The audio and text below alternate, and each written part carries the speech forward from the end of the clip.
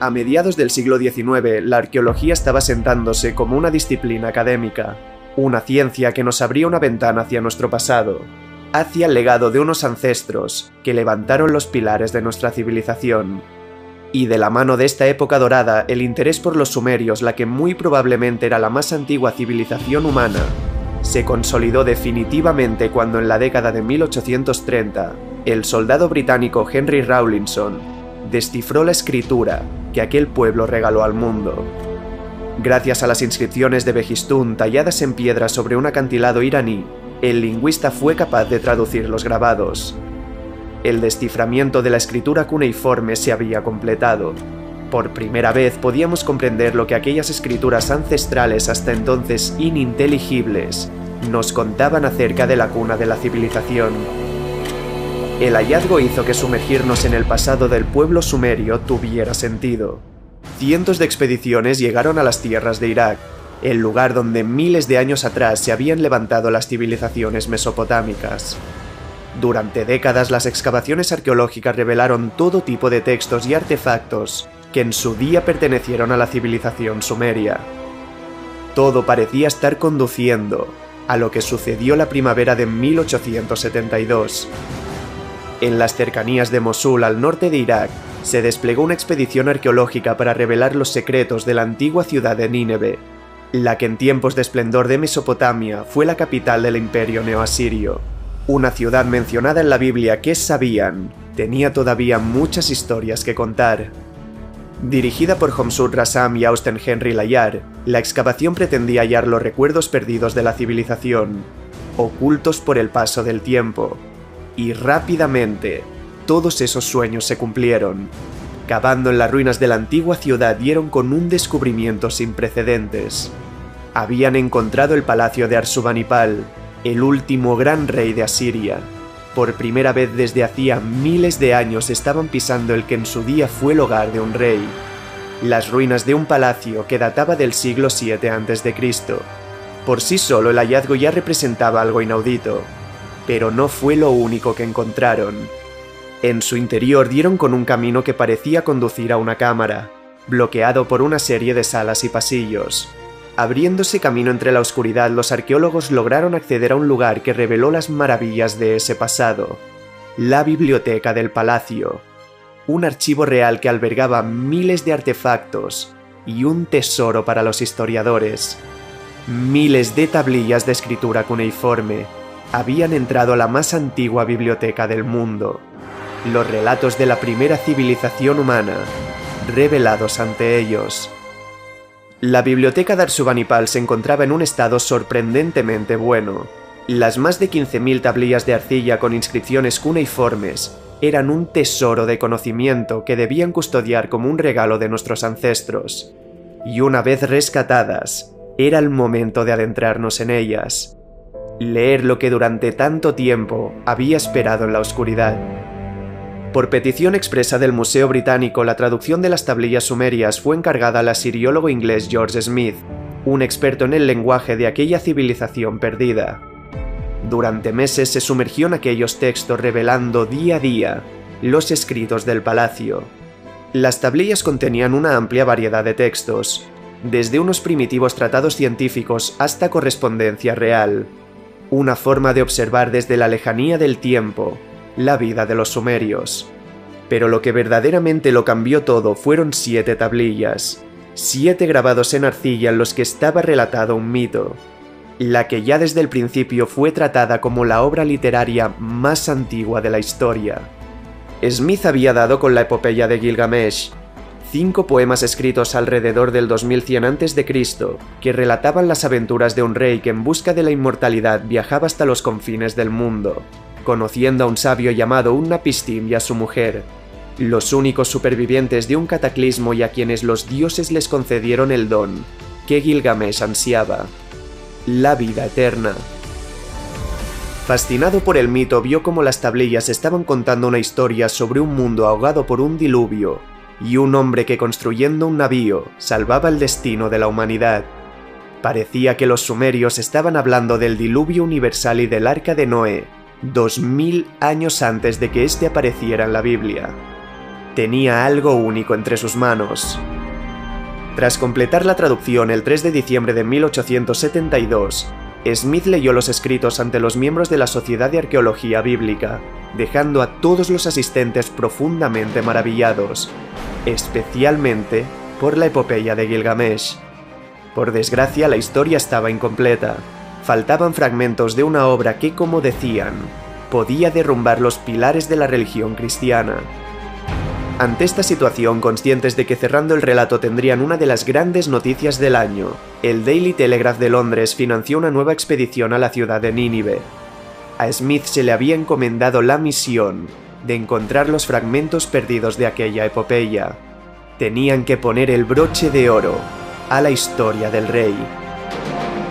Con las nuevas excavaciones en las tierras iraquíes hallaron tablillas perdidas de la epopeya que en la primera expedición pasaron desapercibidas, pero encontraron mucho más que la continuación del mito. En unos fragmentos Smith vio cómo se hablaba de unas deidades del panteón sumerio que vivían en los cielos, observando el porvenir de la humanidad. Los escritos describían a un grupo de seres divinos, descendientes de un dios llamado Anu al que aquella civilización veneraba por encima de todo. Aquellas deidades traducidas de la escritura cuneiforme como hijos de Anu habían sido bautizadas como Anunnakis, los dioses más antiguos de los que teníamos constancia escrita, un registro de un culto hacia unos entes divinos. Aquellas nuevas partes de la epopeya de Gilgamesh hablaban de algunos de los más importantes. Podía verse claramente como la deidad más poderosa de la mitología sumeria era Anu, la personificación del cielo y poseedor de la sabiduría infinita. Un dios que se enamoró de Ki, la diosa de la tierra, para juntos tener una descendencia, los Anunnaki, una palabra que en su sentido más profundo aludía a los hijos del cielo y de la tierra. Los textos sumerios no determinaban cuántos Anunnaki existían, pero sí recalcaban la creencia de que descendían del cielo para determinar el destino de la humanidad, que aquellas deidades partieron el mundo en dos, separando el cielo de la tierra para que los humanos vivieran en ella y el padre Anu pudiera gobernar los cielos. Toda la atención de la expedición pasó a centrarse en el culto a aquellas deidades. Los Anunnaki, al menos a nivel de registros escritos, eran los dioses más antiguos de la historia. La semilla de la religión, de algún modo, germinaba con ellos. Tenían que descubrir todo cuanto pudieran sobre los hijos del cielo y de la tierra. Semanas después, en la propia biblioteca de Ashurbanipal dieron con 7 nuevas tablillas que relataban el conocido como Enuma Elish, el mito babilónico de la creación. Aquel escrito hablaba de un dios llamado Marduk, uno de los Anunnaki descritos en la epopeya, un ser que tomó la sangre del espíritu Kingu y la mezcló con arcilla, con el fin de crear a los primeros humanos. De aquel relato podía entenderse que los sumerios creían que los Anunnaki crearon al modelo del hombre, una historia que tiempo después habría sido recogida en la Biblia, en el mito de Adán y Eva, la piedra angular de la religión cristiana. Aún así, más allá de esto, no tenían nada. Todo cuanto habían aprendido de los Anunnaki procedía de textos literarios. Al fin y al cabo, el Enuma Elish era simplemente un poema, un mito antiguo de la creación. Existía muy poca evidencia sobre un culto real hacia esas deidades. Smith recogió este y otros de los hallazgos por las traducciones sumerias en un libro que llamó Assyrian Discoveries, y que publicó en 1875. Habíamos disipado las tinieblas que rodeaban a la cultura sumeria, la cuna de la civilización moderna. Pero la historia de las deidades desenmascaradas entre aquellas tablillas no había hecho nada más que empezar. El mito de los Anunnaki todavía tenía que florecer.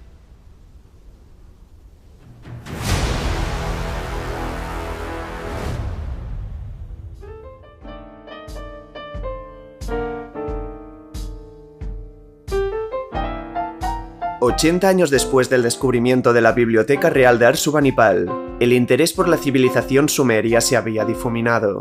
Poco a poco, la atracción por una cultura tan lejana en el tiempo que apenas podíamos rescatar unos efímeros ecos de su existencia, había quedado relegada a un pequeño nicho dentro de la arqueología. Sin embargo, en plena década de los 50, hubo quienes siguieron obsesionados con los hallazgos de los sumerios y, sobre todo, de sus dioses. Uno de ellos fue Zecharia Sitchin, economista azerbaiyano apasionado autodidacta de lenguas muertas y férreo defensor de que las civilizaciones antiguas en algún punto de la historia establecieron contacto con seres de otros mundos. Creía, después de haber devorado decenas de libros de estas teorías pseudocientíficas, que los extraterrestres visitaron la Tierra para darnos el conocimiento y la tecnología que impulsó nuestra evolución e incluso, como un mito cósmico de la creación, concebir a los seres humanos. Con sueños de convertirse en escritor cuando descubrió la historia de la civilización sumeria, de las tablillas halladas en Irak y de las deidades a las que veneraban, los llamados Anunnaki, supo que ahí tenía una historia única para unir sus dos pasiones. Mientras trabajaba en Nueva York como ejecutivo de una compañía naviera, Zecharia dedicó varios años de su vida a la traducción independiente de las tablillas sumerias, convencido de que escondían el verdadero origen de la humanidad, y tuvo claro desde el principio que los dioses Anunnaki iban a darle todo lo que necesitaba. Ellos eran la base para crear la historia. El mito de los Anunnaki estaba germinando en aquellas páginas.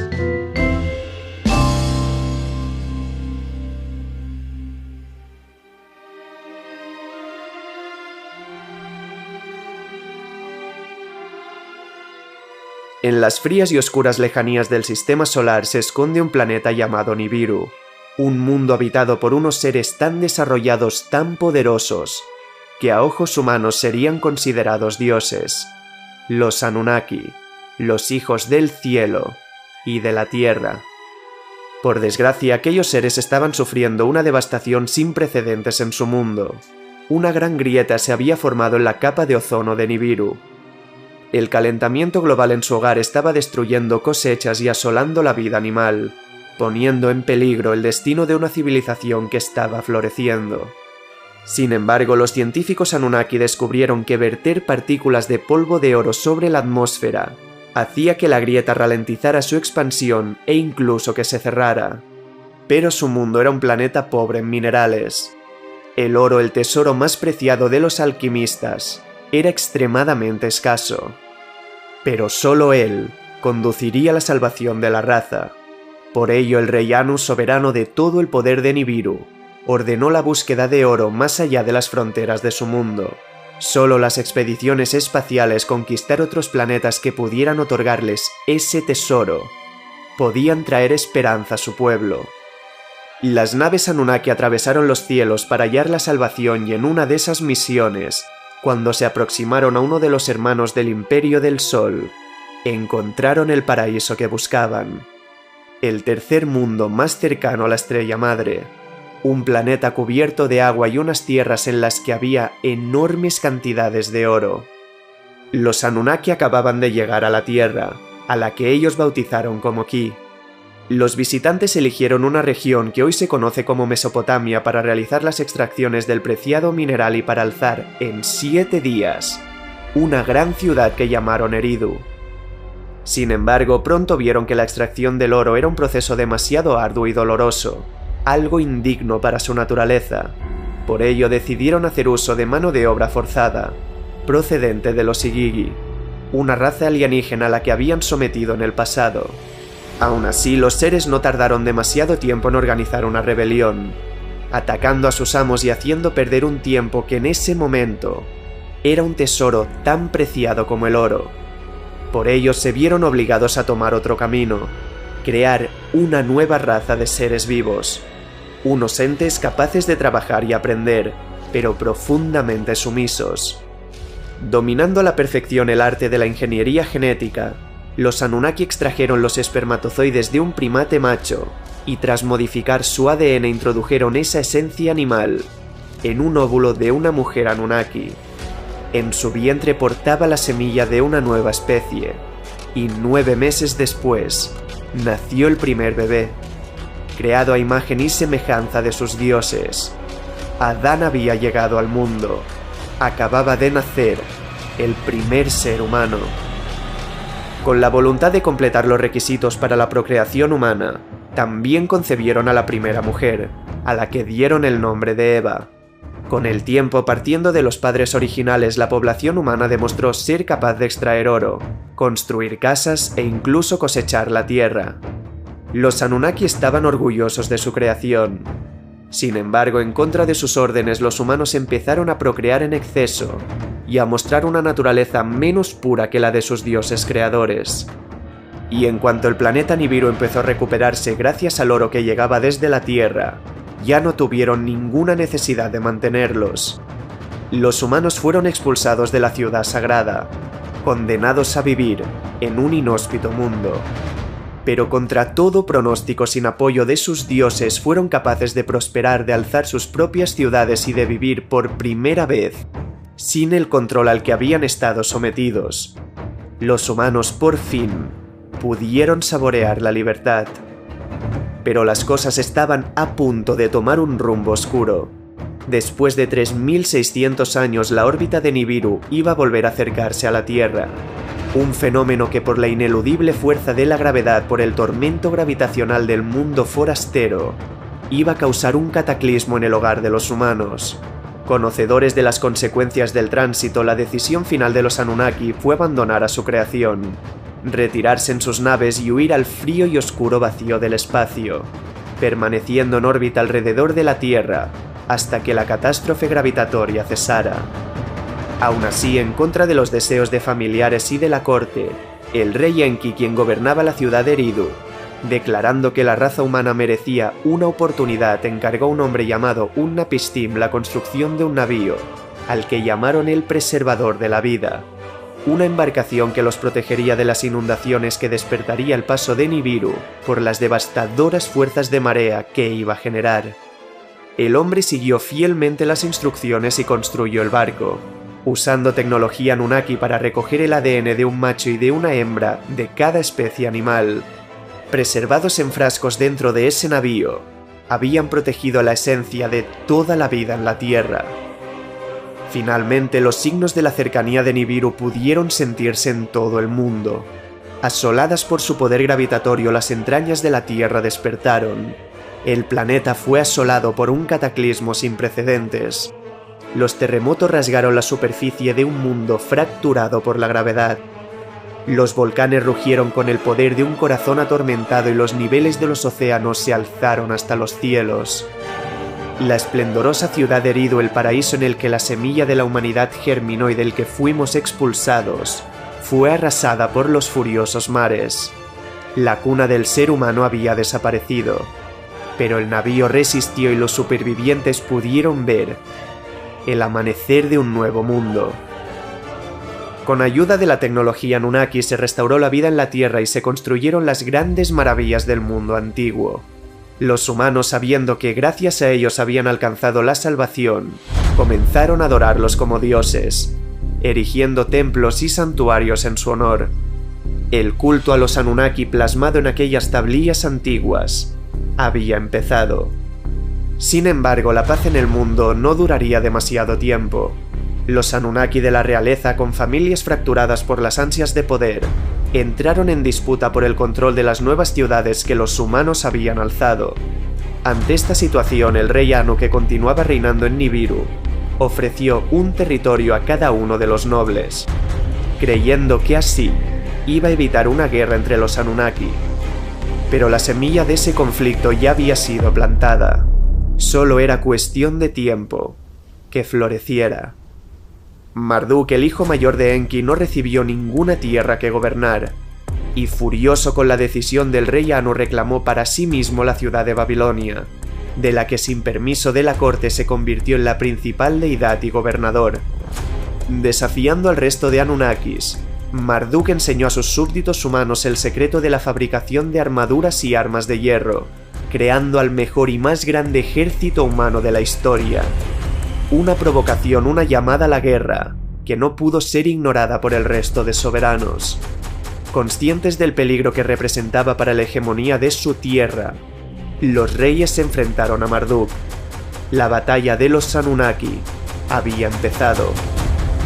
Dotado de un ejército muy superior, Marduk consiguió dominar Egipto y el Sinaí, aniquilando a los humanos de pueblos enemigos. Estaba destruyendo a sus hijos, a la creación más preciada de los Anunnaki. Cuando las noticias llegaron a Nibiru, el rey Anu no pudo hacer más que permitir el uso de tecnología militar sobre los imperios de Marduk. Los Anunnaki usaron sus naves y armas para arrasar los territorios bajo su dominio, una decisión desesperada que cambiaría el rumbo de la historia para siempre. La devastación causada por unas armas de destrucción masiva desencadenó un cataclismo. Civilizaciones enteras fueron arrasadas, dejando solo cenizas, unos débiles recuerdos de su existencia. Los humanos desesperados abandonaron sus ciudades y buscaron refugio en terrenos sin cartografiar. Un oscuro capítulo de esa ancestral historia que demostró a los Anunnaki que era el momento de partir. Sus guerras nunca iban a cesar. Si querían garantizar la prosperidad de sus hijos, tenían que abandonarlos, dejar que ellos mismos decidieran su destino. Los dioses que habían descendido desde los cielos, que pusieron la semilla para la creación de la humanidad, regresaron a su hogar. El tiempo de los dioses se había consumido. La era de la humanidad había comenzado.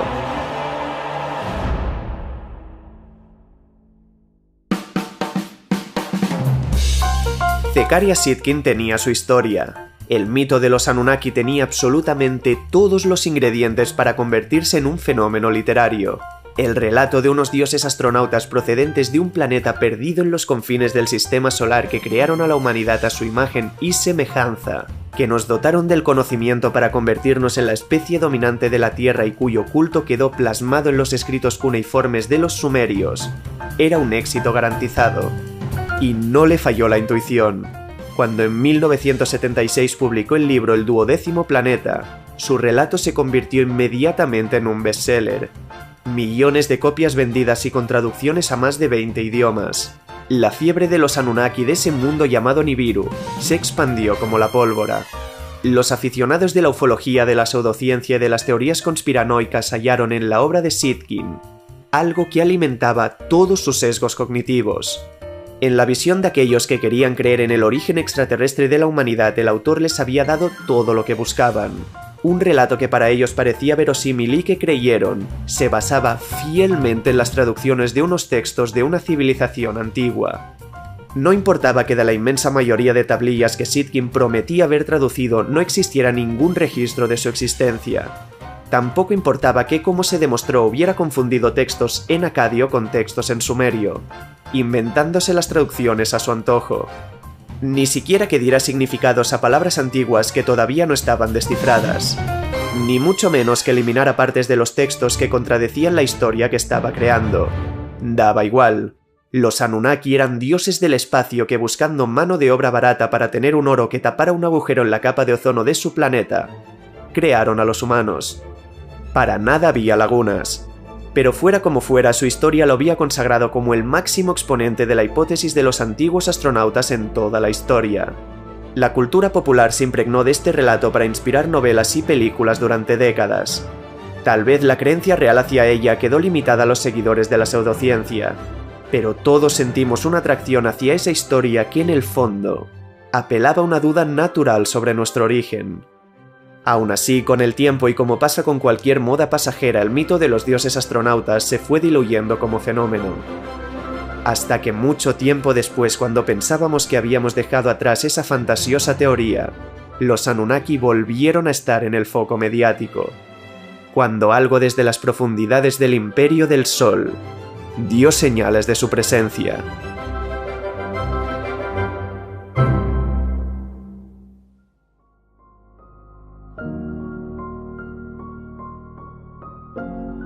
En noviembre del año 2003, astrónomos del observatorio del Monte Palomar encontraron un extraño cuerpo en las profundidades del sistema solar, el objeto más frío y más lejano dentro del reino de nuestra estrella madre.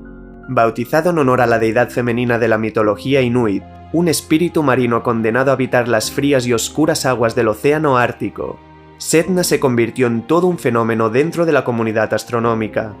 El objeto transneptuniano era por aquel entonces el cuerpo más distante observado, Estaba tan lejos que tardaba 11.400 años en completar una vuelta alrededor del Sol. Pero esto no fue lo que despertó el verdadero interés. El enigma de Sedna descansaba en la forma de su órbita. Era extremadamente excéntrica. En su afelio, el punto más alejado de su órbita llegaba a las 960 unidades astronómicas, 32 veces la distancia entre Neptuno y el Sol. Pero en su perihelio, el punto más cercano de su órbita se acercaba hasta las 76 unidades astronómicas. Ningún cuerpo mayor del sistema solar mostraba ese comportamiento. Todo lo que comprendíamos sobre la evolución del imperio del Sol nos decía que ese modo de navegar a su alrededor era imposible. Algo tenía que estar perturbando gravitatoriamente a ese mundo, empujando a Sedna a tomar una ruta que atentaba contra cualquier explicación lógica. Muchas hipótesis fueron presentadas, pero solo una parecía dar las respuestas que necesitábamos. Desde el descubrimiento de la órbita de Sedna, muchos astrónomos afirmaron que solo la existencia de un mundo perdido podía explicar ese comportamiento.